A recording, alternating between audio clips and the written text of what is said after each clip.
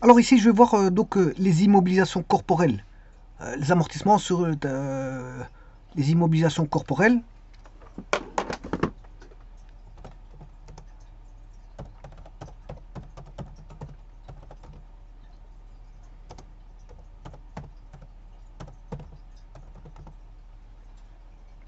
Toujours basé sur l'arrêté royal du 8 du 10 1976. Bon, si vous allez voir des sites qui traitent de... Bien sûr, ça a été mis à jour. Hein. Si vous allez dans certains sites, ça a été remis à jour. Et certaines choses sont abrogées, réécrites autrement. Parce elle prend cas de nouvelles, je veux dire, des mises à jour qui relèvent voilà, des cas de figure qui sont propices, je veux dire, à l'époque. Parce que quand on était en 1976, les règles n'étaient pas les mêmes que maintenant, parce qu'on a découvert qu'il y a des choses qui ont changé maintenant par rapport à avant. Donc il fallait réadapter les écritures pour notre époque, à nous. C'est-à-dire pour aujourd'hui, pour voilà, l'année 2024, voir ce qui va ressortir en 2025. Il y a des lois voilà, qui sont modifiées et qu'il faut réadapter, qu'il faut voilà, respecter par rapport aux lois, aux nouvelles lois.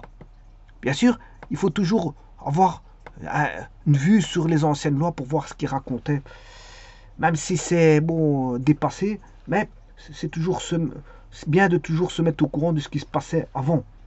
Alors parfois il y a des choses qui ne changent pas, hein. Je vous le dis tout de suite, c'est juste la numérotation, l'article, le numéro d'article qui a changé. Bon, ils disent qu'ils ont changé des trucs, moi, il y a des choses bon, qui restent.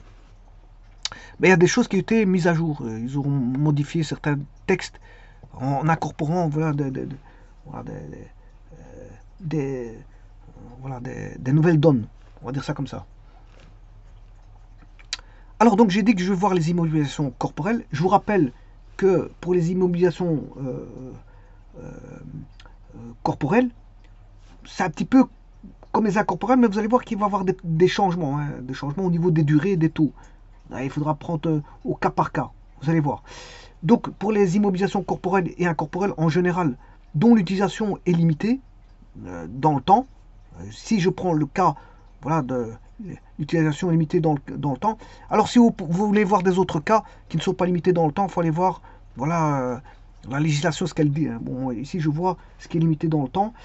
Euh, Là, à ce moment-là, que ce soit les immobilisations incorporelles ou corporelles, ben, à ce moment-là, c'est calculé selon un plan établi par, comme je vous ai dit, l'organe d'administration de l'entreprise et acté dans les livres des inventaires. Comme faire l'article 7 de la loi du 17 juillet 1975. C'est valable pour voilà, les immobilisations corporelles et incorporelles. Voilà, donc je pourrais le remettre ici. Donc c'est l'organe, c'est un organe bien spécifique, bien sûr, qui est fiscalement admis. Hein. Bien que c'est un organe voilà, des administrations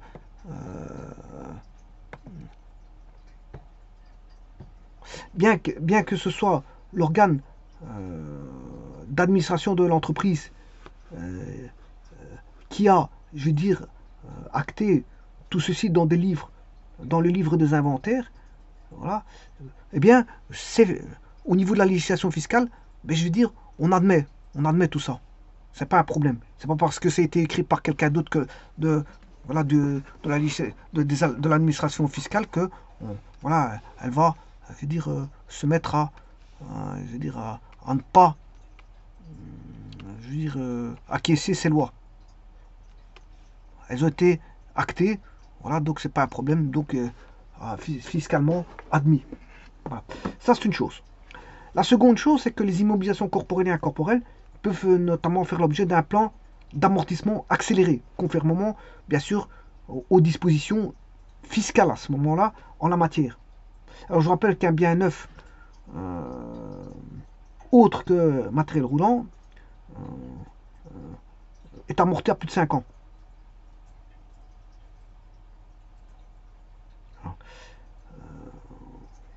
Voilà, et amorti à plus de 5 ans. Bon, ces immobilisations font l'objet d'amortissements on va dire, complémentaires ou exceptionnelles, lorsqu'en raison de leur altération ou de modification des circonstances économiques ou technologiques, leur valeur comptable dépasse leur valeur d'utilisation par l'entreprise. Donc l'idéal, c'est de faire un ratio valeur comptable et valeur d'utilisation par l'entreprise. Et à ce moment, on peut voir si on peut faire ce qu'on appelle... bon, voilà, tout ça c'est expliqué. Je veux dire, voilà, vous pouvez voir, j'ai déjà vu tout ça. Hein. Voilà, c'est expliqué voilà, là-dessus, traitement, dans les traitements comptables. Ouais, ils vous disent tout là-dedans. Voilà. Ici, c'est pour les frais d'établissement. Ouais, sur, sur les frais de recherche. C'est sur les frais de recherche. C'est sur les frais de recherche, je m'excuse. Donc c'est immobilisation incorporelle ici, si vous voulez. C'est des immobilisations incorporelles. Voilà, je l'ai fait pour les frais d'établissement, je l'ai fait pour les frais, voilà, les frais incorporels. Maintenant, je vais faire pour les frais corporels. Voilà, corporels. Alors, il vous donne toutes des explications. Voilà, il y a des choses qui passent dans l'exceptionnel, mais ils vous le disent quand ça passe dans l'exceptionnel. Ben, par le traitement d'un ratio, comme je vous ai expliqué, vous calculez un ratio, et par rapport à ce ratio, donc la valeur comptable par rapport à la valeur d'utilisation, et là on peut faire passer en exceptionnel. Mais ils vous expliquent tout. Hein. Alors, quand ils vous disent CSOC, c'est comptabilité des sociétés. Voilà. Vous avez l'article 95, paragraphe 1, 2, voilà, alinéa 2 de l'article de la comptabilité des sociétés prévoit qu'il faut entendre par frais de recherche et de développement les frais engagés pour la recherche, la fabrication et la mise au point des prototypes de produits d'invention et de savoir-faire utiles aux activités futures de la société. Là, c'est une définition. Il y a beaucoup de définitions. Hein, parce que pour traiter quelque chose, il faut bien définir les choses. Sinon, s'il n'y a pas de définition, je veux dire, il y a des gens qui vont essayer de ressortir de la définition pour un petit peu être hors la loi. Or, si on veut cadrer par rapport à la loi, il faut mettre les bonnes définitions. C'est pour ça que la loi est basée sur des définitions, je veux dire, très concrètes. Alors je rappelle que ici, vous pouvez aller voir certaines choses. Hein. Par exemple, si je prends... là, c'est du bien corporel. L'outillage, c'est du bien corporel.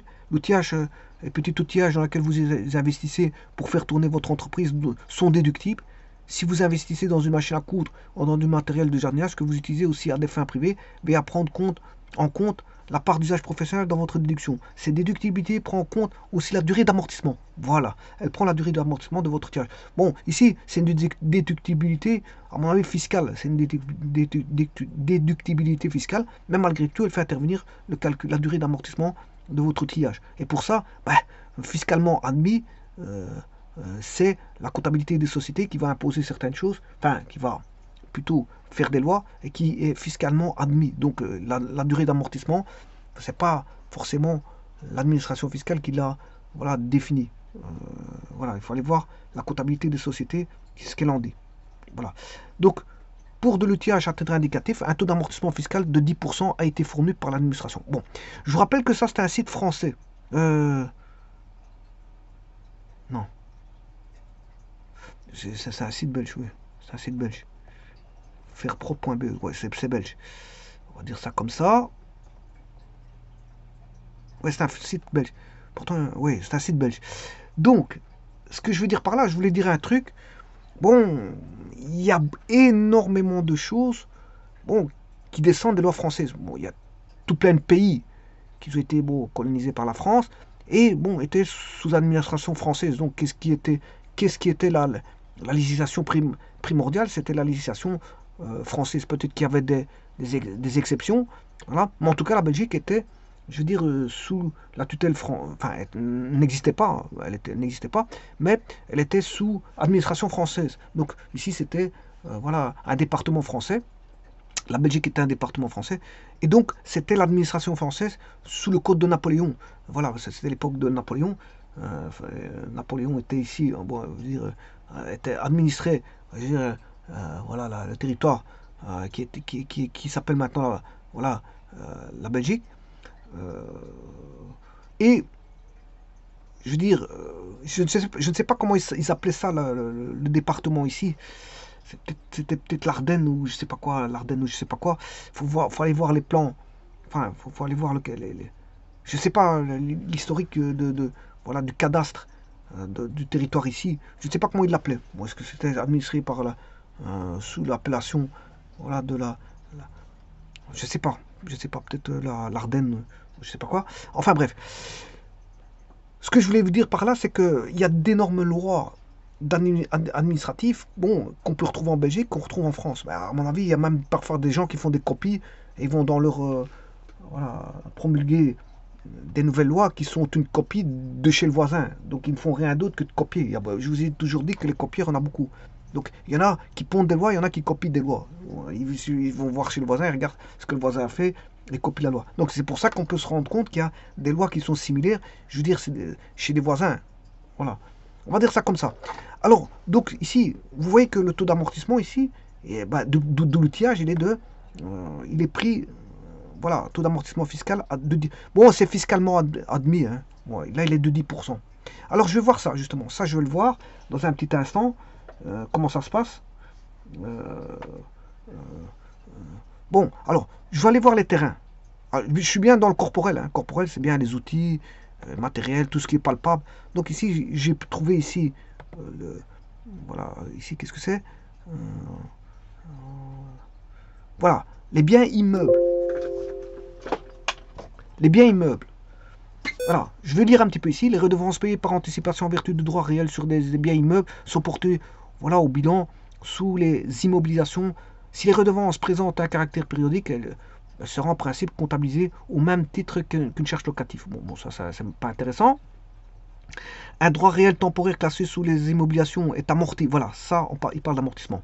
Est amorti sur la période pour laquelle le droit réel a été constitué ou sur sa durée d'utilisation économique lorsque celle-ci est inférieure à la durée du droit réel.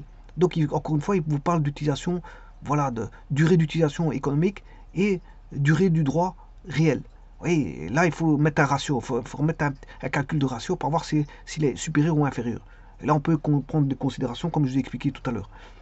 Si les redevances relatives aux droits réels ont été payées par anticipation, le propriétaire du bien immeuble grevé d'un droit réel n'appliquera pas d'amortissement linéaire au cours de la période durant laquelle le bien immeuble est grévé du droit réel. Lorsque le titulaire du droit réel effectue des travaux d'extension, d'amélioration ou bien d'immeuble faisant l'objet du droit réel, ces travaux sont comptabilisés sous les autres immobilisations corporelles et amortis selon un plan d'amortissement approprié compte tenu du contrat conclu.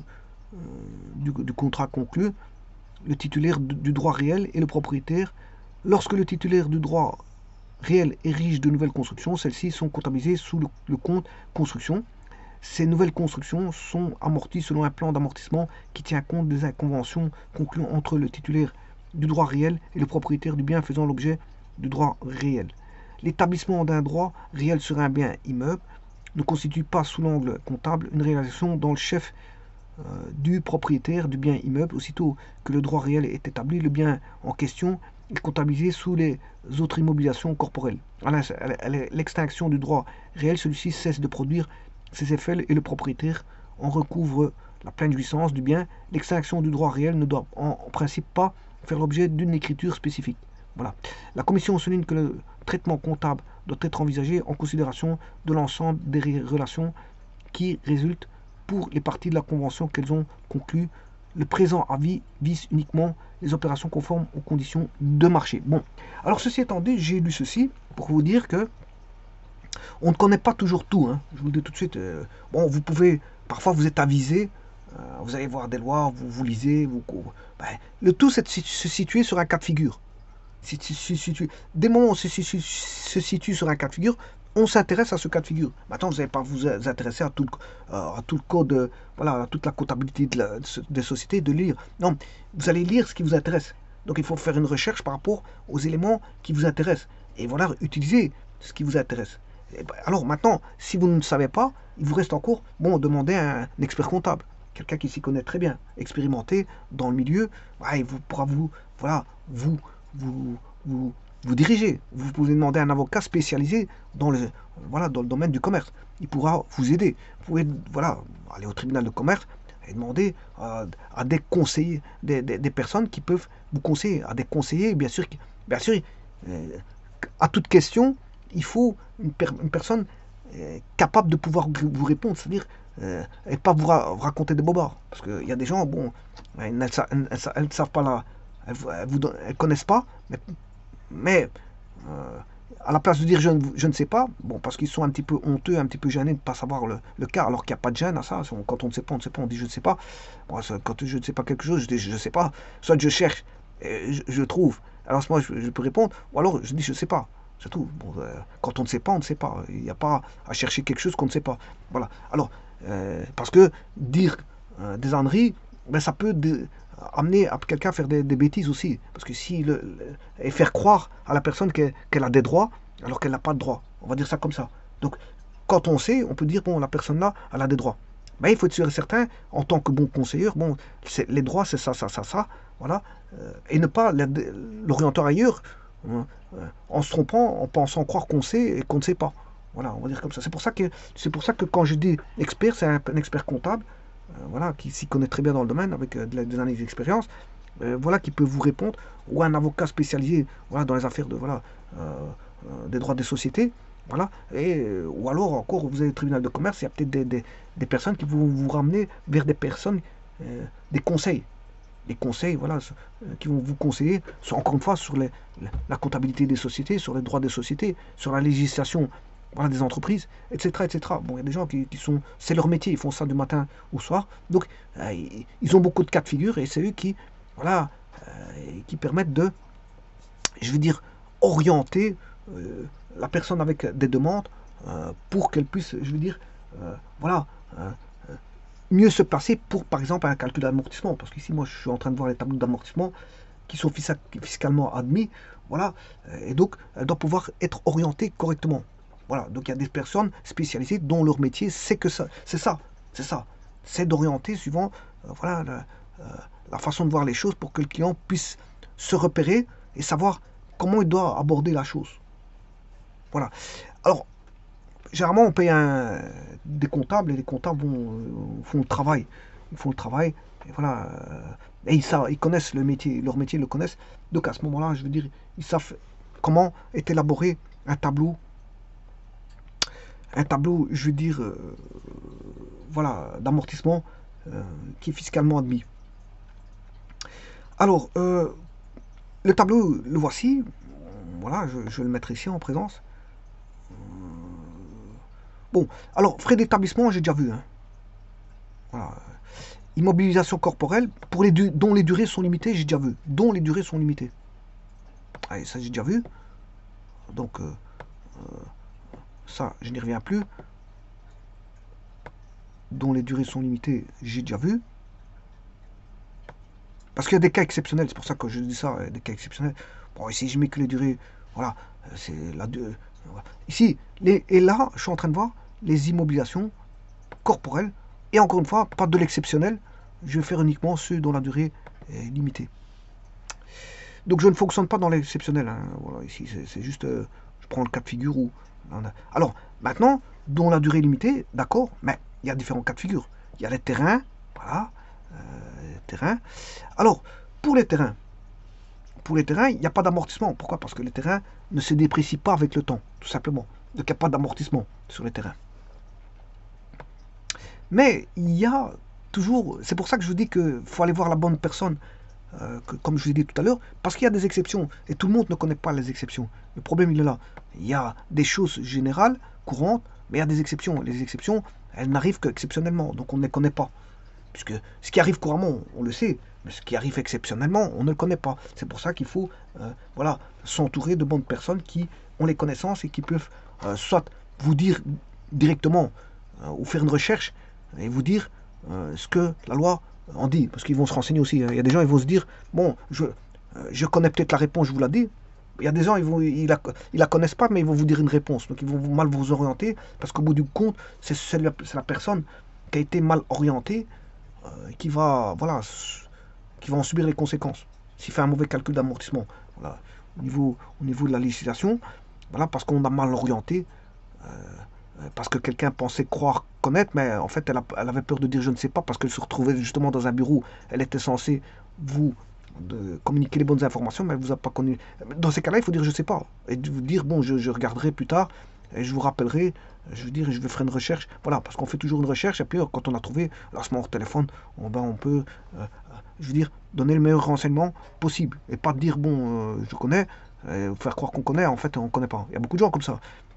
Dans ma vie, j'ai rencontré énormément de gens qui vous menaient en bateau dans l'administration. Pourquoi? Parce que, bon, ils pensaient connaître, mais en fait, voilà, ils n'ont pas forcément, voilà, la connaissance, mais à la place de me dire je sais pas, bah, ils me donnaient une information qui était, je veux dire, mauvaise. Et là, c'est un petit peu embêtant parce que là, en ce moment, on se retrouve avec, voilà, à aller à faire toutes des démarches qui ne sont pas les bonnes. Des démarches qui ne sont pas les bonnes. On va dire ça comme ça. Alors, je disais que, bon, il faut s'y connaître. Alors, quand il y a des exceptions, ben, ici j'ai mis quelques exceptions. Terrain d'exploitation, terrain bon, d'agrégat, de carrière, de sablière, etc. Ce sont des exceptions. Donc là, à ce moment, on les amortit, là, parce que c'est des terrains où il y a voilà, de l'exploitation. Mais en général, les terrains sont pas, on n'amortit pas. Sauf des cas exceptionnels qui sont, voilà, qu'on vous dira, ouais, vous pouvez, je veux dire, amortir sur ces terrains-là. Parce que pour telle raison, telle ou telle raison, on vous dira ça. Bon, un conseiller, voilà, vous dira ça. Et qui fera l'objet de bons conseillers, ben, c'est l'homme du métier, voilà, qui a l'expérience et qui a voilà, le diplôme, et bien sûr, requis, et la connaissance et l'expérience requise. C'est-à-dire, bon, c'est toutes les personnes, voilà, je pense à des avocats spécialisés dans le domaine, je pense à des voilà, experts comptables, je pense à des bureaux de conseil spécifiques voilà, en droit des sociétés, en droit fiscal, etc. etc. L'administration fiscale aussi peut vous aider. Bon, il y a tout des... Attention que l'administration fiscale, il faut tomber aussi sur des bonnes personnes qui connaissent. Hein. Parce que bon, encore une fois, comme je dis, le tout c'est de tomber sur une personne bon, qui connaît le dossier. Voilà, on va dire qu'il connaît le dossier. Alors, les immeubles ordinaires, c'est duré de 20 à 50 ans. 20 à 50 ans. Alors, ce que j'appelle par immeuble ordinaire, ben, c'est les bureaux, les immeubles industriels, etc. Voilà, si je peux mettre, c'est les bureaux,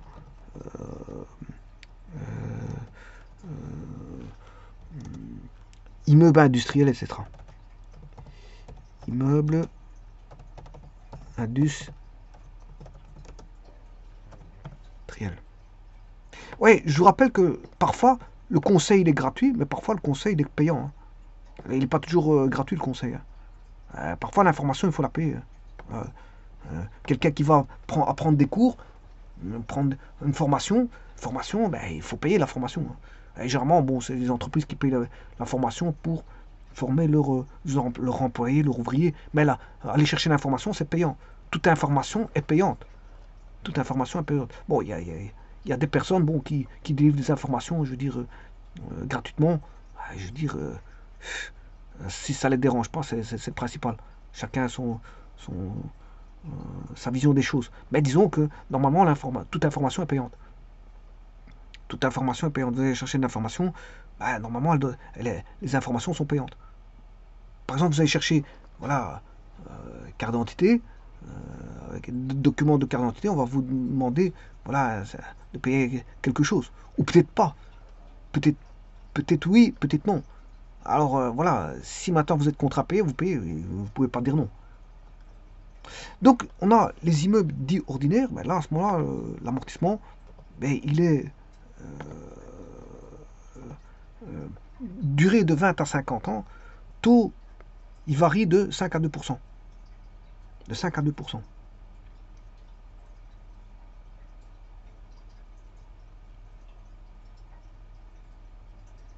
Bon, vous voyez que c'est un petit taux, hein, mais la durée est plus longue.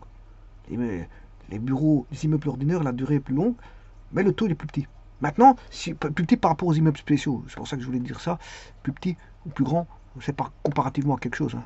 Plus petit, plus grand, voilà. Et les immeubles spéciaux, ben, euh, on a par exemple les industries chimiques, on peut avoir aussi des usines d'exploitation.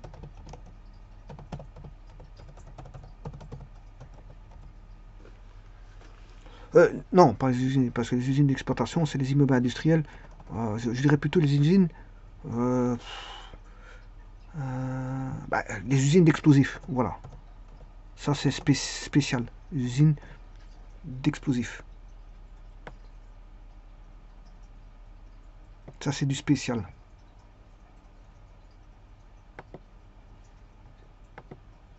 Bon, sachez qu'il y a des immeubles qui vont se désagréger plus que d'autres. Voilà, on va dire ça comme ça. Voilà. Bon, durée. Alors, est-ce que c'est vrai? C'est pas vrai. De toute façon, il y a toujours voilà, des entretiens qui doivent se faire malgré que bon, l'usine est propice à, je veux dire, à plus d'attaques. Et donc, il va on va dire, plus se dégénérer. Mais de toute façon, il y a des entretiens. Quand il y a dans une usine chimique, bon, quand les silos sont trop vieux, on les remplace. On va dire ça comme ça. Bien qu'il y a des gros silos, très grands silos très grande hauteur qui coûtent cher aussi. Hein. Un petit silo n'est pas le prix d'un gros silo. Voilà, des usines, les silos montent à 40-50 mètres. Voilà, on va dire ça comme ça. Il y a des cheminées bon, qui montent très haut. Ce sera une petite cheminée, n'est pas une grosse cheminée. Voilà, tout ça, ça se désagrège très vite avec le temps parce qu'il y a. De toute façon, normalement, il faut faire des entretiens. Des entretiens de tout ça. Et donc, là, vous voyez que pour les immeubles spéciaux, vous voyez, c'est plus court que les immeubles ordinaires. Dits ordinaires. Là, c'est de 3 à 10 ans. Parce qu'à mon avis, ils sont plus vite, on va dire, subissent plus des attaques. Normalement, voilà. Alors, mais par contre, le taux, il est beaucoup plus grand. On a moins de temps, durée moins de temps, mais le taux est. Vous voyez que l'un pour les immeubles ordinaires c'est de 5 à 2%, et là le taux est de 30 à 10% pour les amortissements. Voilà, et ça c'est pour voilà, donc tout ce qui est mobilisation corporelle, terrain, immeubles ordinaires et immeubles spéciaux. Maintenant, pour matériel, mobilier et outillage, là, à ce moment-là, il faut qu'on distingue.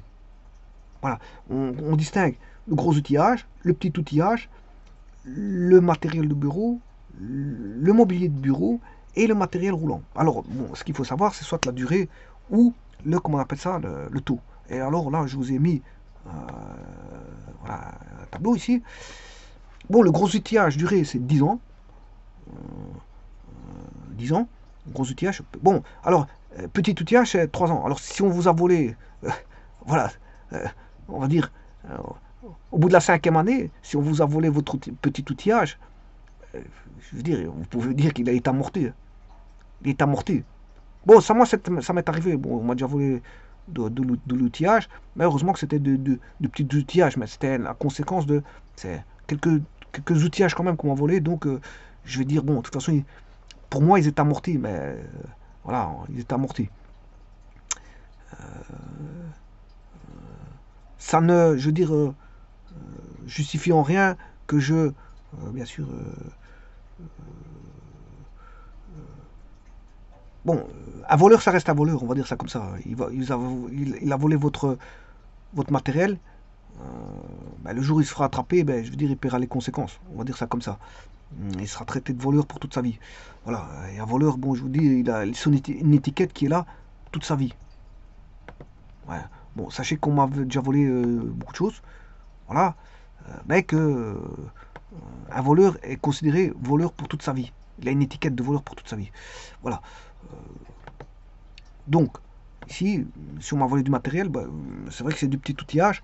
Et le petit outillage, bon, vous voyez que ça s'amortit 3 ans. Donc, si on vous l'a volé au bout de 4-5 ans, vous pouvez vous dire qu'il ne valait plus rien. Par contre, si c'est du gros outillage, là, à ce moment-là, c'est un amortissement de 10 ans. Ça veut dire que vous avez une valeur résiduelle, mais vous avez perdu une valeur résiduelle. Vous voyez? Donc, on peut voir les choses comme ça aussi. Voilà. Ici, matériel de bureau, c'est 5 ans. Mobilier de bureau, 10 ans. Voilà. Matériel roulant, de 2 à 5 ans. 2 à 5 ans. Alors, les taux, vous voyez de combien ils sont? 10% sur 10 ans, 33% sur 3 ans, 20% sur 5 ans, 10% sur 10 ans, et voilà, de 20 à 50% pour le matériel de 2 à 5 ans. De 2 à 5 ans. Bon, je vous rappelle que l'administration fiscale a des critères voilà, qui lui sont à lui aussi. Hein, je vous rappelle. Parce que l'administration fiscale voit la chose suivant la variation entre certaines limites minimum et maximum, parce qu'on a toujours un minimum et un maximum au niveau des amortissements, et on va dire, elle verra la nature des immobilisés, la durée d'utilisation, ça d'office, hein, c'est normal, l'intensité de leur utilisation. Voilà, l'intensité de leur utilisation, c'est-à-dire le matériel roulant, si il va beaucoup rouler ou pas, etc. S'il roule pas, il reste dans le garage, c'est pas la même chose que si il est beaucoup utilisé, du genre, on va dire, d'opération, voilà, du stade d'évolution de l'industrie, etc. Il y a beaucoup de choses qui vont être prises en compte par le fisc. Parce que le fisc, lui, ce qu'il voit, c'est encaisser les impôts. Il n'a pas, voilà, il n'a pas, je veux dire, un but. Il a un but. L'amortissement fiscal n'est pas vu comme un amortissement normal, parce que le fisc, lui, il voit son intérêt, c'est voilà.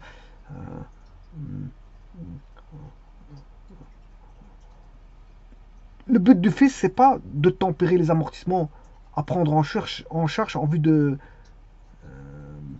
voilà, de prendre en charge tout azimut les amortissements. Voilà. Euh, L'amortissement fiscal, lui, il a une vue sur les impôts, donc sur le bénéfice imposable. Donc, lui, il va voir, il va l'amortissement fiscal est tout autre de l'amortissement normal. Qui, l'amortissement fiscal, bon, lui, le fisc a une tendance à tempérer les amortissements. Voilà, il tempère les amortissements, à prendre en charge, bien sûr, en vue de déterminer, bien sûr, le bénéfice imposable pour pouvoir voilà, récolter voilà, les impôts. C'est le but du fisc. Donc lui, il n'a pas une vue, la vue fiscale et la vue normale n'est pas tout à fait, je veux dire, la même vue d'esprit. Parce que l'amortissement normal,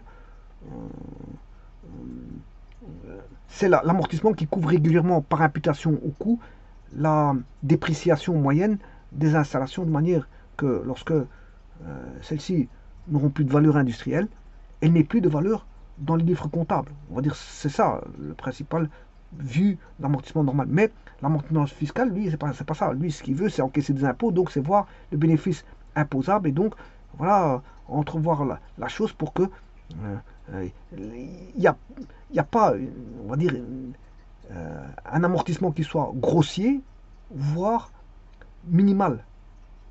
Il faut, l'administration fiscale veut voir une imposition juste à son regard, voilà, à son regard, voilà. Donc, en fait, l'attitude du fisc, ben, c'est pas, le but, c'est pas d'assainir la position financière des entreprises, c'est pas son but en jouant sur les amortissements, mais c'est plutôt, comme je vous dis, son but, sa raison d'être première, eh ben, c'est d'encaisser, bien sûr, comme je dis, les impôts. Et donc, avoir un bénéfice imposable qui soit, je veux dire, le plus conséquent, mais qui soit pas, je veux dire, bidouillé, on va dire, bidouillé, quand je dis bidouillé, c'est magouillé, pour faire en sorte de voir un bénéfice imposable euh, euh, petit, et donc de récolter des impôts petits, du fait qu'on a joué sur des amortissements, voilà, qui n'étaient pas encadrés dans le sens d'avoir un bénéfice imposable grand. On a visé des on aurait fait magouiller les chiffres pour avoir un bénéfice d'imposable. Les chiffres au niveau des amortissements que je parle. Je parle des chiffres au niveau des amortissements. On aurait bidouillé les chiffres au niveau des amortissements pour avoir un bénéfice imposable petit et pour payer le fisc moins. On va dire ça comme ça. Mais, donc c'est pour ça que l'amortissement fiscal, le fisc a une vue sur, bien sûr, tout ça. Elle veut voir cadrer au mieux, je veux dire, les amortissements pour, bien sûr, ne pas bidouiller et avoir un bénéfice imposable petit et donc un encaissement petit des impôts. Donc elle a une vue sur ça aussi, hein, sur les amortissements. Donc le but, c'est pas, premier de la raison d'être du fisc, c'est pas d'assainir, on va dire, voilà, les comptes de la société, notamment au niveau des amortissements, mais c'est plutôt de, je veux dire, de récolter quand même, euh, voilà, d'encaisser des impôts. Et pour ça, je veux dire, elle veut que les amortissements soient calculés de manière, je veux dire, pas en sa faveur, ni en défaveur de l'entreprise, mais je veux dire, selon une justesse qui équilibre les deux côtés. Les deux côtés. Aussi bien l'entreprise que, je veux dire, le fisc. Le fisc doit pouvoir récolter, ça d'office, mais l'entreprise, il ne faut pas la pénaliser non plus. On essaie de ne pas la pénaliser. Du moins, on essaie de la pénaliser le moins possible. Mais malgré tout, elle doit quand même payer ses impôts, on va dire ça comme ça. Mais, et donc, les amortissements, bon, je veux dire, ne doivent pas être trop grossiers, ni trop. Et c'est pour ça qu'en conséquence, on vous dit comment calculer euh, voilà, les immobilisations corporelles, voilà, en durée et en tout, de manière à ce que ce soit, je veux dire, juste. Et comme je vous ai dit, c'est fiscalement à demi. Oui, ici je l'ai mis, hein. Ouais, je l'ai pas mis, mais je l'ai mis plutôt ici. Ouais, fiscalement à demi. Là, je l'ai mis ici. C'est fiscalement. Donc tous ces calculs-là sont fiscalement admis, hein. Ouais, de tout ce que j'ai expliqué ici, c'est fiscalement admis. Donc les règles fiscales, enfin, le droit fiscal, bon, euh, s'en accapare et sont d'accord avec ça. Tout ça ne sort pas forcément de la législation fiscale. Elle est incorporée dans la législation fiscale, mais c'est pas tout, je veux dire, voilà, par exemple, je vous ai dit que parfois il y a des organes extérieurs qui viennent faire, par exemple, l'administration. euh, il y a l'administration, on va dire, fiscale. Ouais, voilà, c'est un acteur, voilà, dans la législation, bien sûr, dans la législation qui est la législation fiscale, mais il y a des organes. Voilà, par exemple, l'organisation, enfin, je m'excuse, l'organe d'administration de l'entreprise qui acte dans le livre des inventaires, voilà, des articles de loi, notamment sur les amortissements. Donc, je veux dire, bon, à ce moment-là, quand elle écrit des articles de loi, ben, le fisc s'en inspire, ben, ils sont d'accord, ils admettent ça. Il n'y a pas de problème. Et puis, ils peuvent même le mettre dans le droit fiscal. Il n'y a pas de problème. Puisqu'ils s'en inspirent et ils sont d'accord avec ces lois, donc ils peuvent voilà, en faire des arrêtés royaux qui vont être dans le droit fiscal. Donc on n'a pas différents, des différents codes. Le code, il est unique et admis pour tous, hein. C'est ça qu'on essaie de faire, c'est de faire, on va centraliser, je veux dire, ces efforts pour essayer d'avoir des calculs d'amortissement qui sont, je veux dire, voilà, par département, par spécialité, on va dire, voilà, immobilisation corporelle, frais d'établissement, voilà, les amortissements sur les frais d'établissement, ça se fait d'une certaine façon. Alors, la façon, je vous ai dit, elles sont là. Frais de premier établissement, durée de 1 à 5 ans, taux de 100 à 20%, mais les frais d'émission d'emprunt et primes de remboursement sur emprunt, durée sur toute la durée de l'emprunt. Voilà. Ça, c'est fiscalement admis, je vous le dis. Bon, ça, c'est pour les frais d'établissement. Ouais, fiscalement admis, c'était pas là. C'est ça que c'était pas là que je devais mettre là. C'est parce que j'étais en train de chercher le mot. En fait, c'est les amortissements. Calcul d'amortissement. Là, fiscalement admis. Ah, c'est plutôt là. Voilà. Et donc, vous avez calcul sur les frais d'établissement. Voilà, sur des postes bien spécifiques, hein, immobilisation incorporelle. Alors, ici, bien sûr, comme j'ai dit, j'ai pris dont la durée est limitée, hein, parce qu'il y a des cas exceptionnels. Faut aller voir tout ça, faut aller voir les lois, parce que bon, ici je n'ai mis que bon, un petit résumé. Voilà, immobilisation corporelle dont la durée limitée sur le terrain, immeubles ordinaires, immeubles spéciaux, voilà, matériel mobile, gros outillage, petit outillage, matériel de bureau. Voilà, maintenant s'il y a des cas bon, qui vous intéressent, vous allez voir les lois qui correspondent à ça, hein. Bon, je n'ai pas tout mis, je n'ai pas mis voilà, tout le code, voilà, voilà, je n'ai mis que un résumé voilà, de certaines choses. Et donc, si vous voulez faire un calcul d'amortissement, ben, la première des choses à aller voir, ben, c'est ça. C'est ça. Qu'est-ce que vous, qu'est-ce qui est permis, qu'est-ce qui n'est pas permis. Qu'est-ce qui répond aux règles légales, qu'est-ce qui ne répond pas aux règles légales. Voilà. Et c'est de ça que tourne toute, voilà.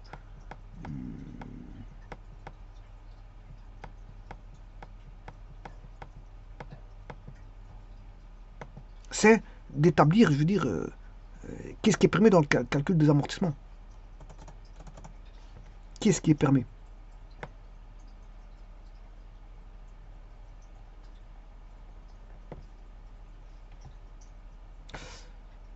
quand je dis qu'est-ce qui est permis, bien sûr, c'est à quoi on s'intéresse.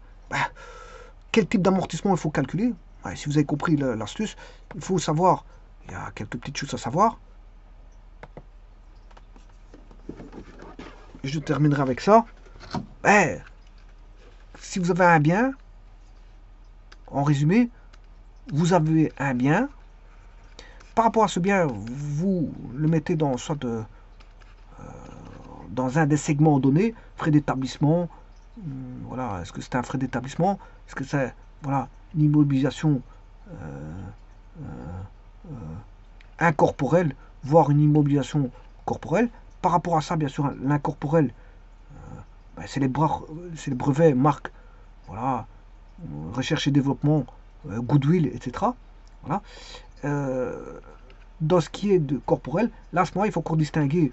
Ouais, si vous avez affaire à un terrain, un immeuble ordinaire, un immeuble spécial, voilà, matériel, mobilier, outillage, voilà, en fonction de ça. Donc, il faut savoir le type d'amortissement que vous allez faire.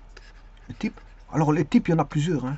Voilà, il y a le progressif, le dégressif, le SYD, qui est voilà, parabolique. Voilà, il y a le linéaire, en fonction des circonstances économiques. Voilà, il y a différents types d'amortissement. Il y en a encore un autre que je verrai par après. Voilà, il y a tout ceci. Donc c'est le type d'amortissement. Ensuite, ce qu'il faut savoir, c'est la durée en fonction de ce que l'État, les lois permettent. Voilà, la durée, voilà, qui est la période d'amortissement, TP, que j'appelle TP. Voilà, et bien sûr le taux fixé. Il faut le taux. Alors, si vous avez terrain et construction, voilà, les taux ne sont pas les mêmes. Vous allez chercher le taux, que je vais appeler I. Voilà, le taux en pourcent. Le taux est donné en pourcent. Voilà, le taux est donné en pourcent. Et grâce à ça, ouais, vous avez le type d'amortissement. Ouais, vous savez, vous connaissez la durée, vous connaissez le taux, vous connaissez tout. Bien sûr, la valeur initiale, vous la connaissez d'office. Voilà. Donc, vous pouvez amortir année par année. Année 1, voilà, année 2, année 3, et ainsi de suite. Bien sûr, vous pouvez faire un tableau avec la valeur initiale de départ. Voilà, V0. Ensuite, on a la première année, on a A1, la deuxième année, on a A2, la troisième année, on a A3. Bien sûr, de ça ressortira une valeur résiduelle R1, R2, R3, et ainsi de suite. Et puis, on peut faire un cumulé. Sur base de ça, on peut faire un cumul. Hein. Un cumul, bon, la première année, vous avez A1, c'est comme des annuités, hein, voilà, c'est un peu comme des annuités. A1, là, vous allez avoir le cumul, ce sera A1 plus A2. Là, ici, ça sera A1 plus A2 plus A3, et ainsi de suite. Et ainsi de suite. Voilà, donc on peut faire le cumul, et on peut faire des graphiques correspondants. Alors, on va rejaillir voilà, des droites, voilà. Peut-être il y aura des exponentielles, voilà. Enfin, pas des exponentielles, pas des paraboles croissantes, voire décroissantes, voilà. Voilà. Alors, les modèles, on pourrait inventer toutes sortes de modèles. Moi, je veux dire, la législation n'invente pas des modèles. Et, je veux dire, elle s'est basée sur des modèles. Elle n'a pas inventé des modèles. Vous ne pouvez pas en inventer et faire n'importe quoi. Vous devez, bien sûr, vous baser sur la législation. Parce que si on voulait faire ce qu'on veut, on a toutes sortes de modèles qui peuvent exister. Modèle parabolique, le modèle cubique, le modèle voilà, exponentiel, le modèle linéaire, le modèle ce que vous voulez. Voilà. Le modèle arc-tangente, voilà, on ne fait pas ce qu'on veut, Voilà, la loi édicte des modèles bien précis, Alors, si je prends le SYD, il est parabolique. SYD, il est parabolique. Alors, ne pas confondre le cumul de l'annuité ou l'amortissement. Hein. Parce que là, vous avez une courbe. Ici, celui-ci donne une courbe. Les annuités ou les amortissements donnent une courbe. Le cumul donne une courbe. Et je veux dire, le résiduel donne une courbe. Alors attention à ça. Hein. Il ne faut pas confondre toutes les courbes. Vous avez 3 courbes. Hein. Courbe 1, courbe 2 et courbe 3. On a 3 courbes. Il ne faut pas confondre les courbes. Alors, quand je dis voilà, linéaire constant, quand je dis constant, c'est celui-ci. Par exemple, si je prends un amortissement linéaire, voilà, un amortissement constant, voilà, un amortissement constant, qui est valeur résiduelle divisée par le nombre d'années, ben, j'ai l'annuité constante. Donc ça veut dire que A2 égale à 1, A3 égale à 2 égale à 1. Ils sont tous égaux ici. Voilà. Par contre, ici en cumul, ils ne sont pas égaux. Donc là, en cumul, on va avoir une droite montante, et là, on va voir... voilà. Donc, ne pas confondre tout. Hein. Voilà, il y a les courbes relatives aux amortissements et les courbes relatives au cumul.